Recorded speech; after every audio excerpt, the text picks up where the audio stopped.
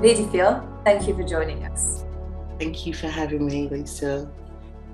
So I'm going to start with this year's theme, which is break the bias. And I'm really keen to hear about what that means to you. Well, I guess when we're talking about breaking anything, it's either dismantling, deconstructing, removing, and getting that away. And when we think about bias, it's about those stigmas, the discrimination that faces us as women or international women on an everyday basis. So the theme is really relevant right now, where we want to debunk those myths about what it means to be a woman, what it means to be a Black woman, what it means to be a Black working class woman.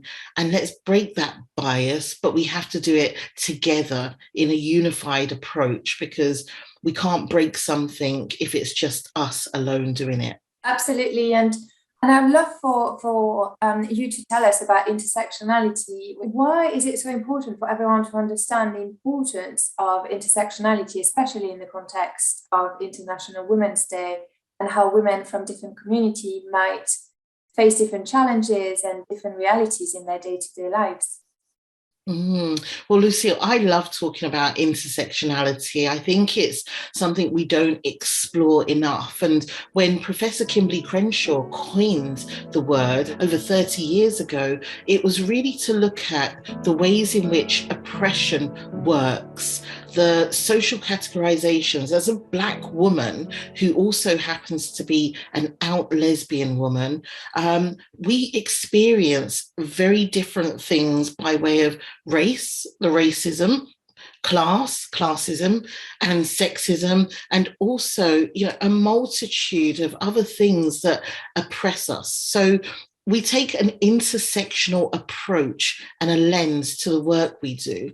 But it's also really important to note that intersectionality is not a buzzword or a synonym for diversity. It really is about unpacking this from a deeper level to ensure that we're looking at equity, equality, yes, of course, diversity, inclusion, and all of those oppressions where we're trying to eradicate. I wanted to ask you about UK Black Pride, which you founded over 16 years ago now.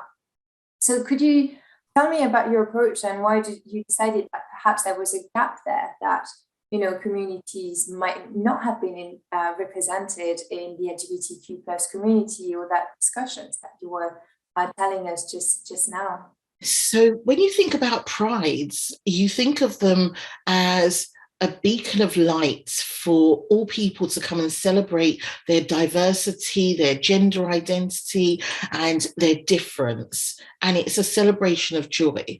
But I guess when curating and creating UK Black Pride, we recognise that much of the discussion and discourse around, race, gender, class, sexuality, sexual orientation was missing from wider mainstream LGBT plus, which is lesbian, gay, bisexual, transgender, and the plus equates to the many different identities on the spectrum. We realized that we weren't part of those conversations. So we created, I guess, this space of Black and brown queer joy that allowed us to look inwardly, allow us to hold one another, allow us to love on one another in the ways that we wanted to, whilst also challenging some of these structural and systemic issues that continue to perpetuate our lives in ways that are unimaginable.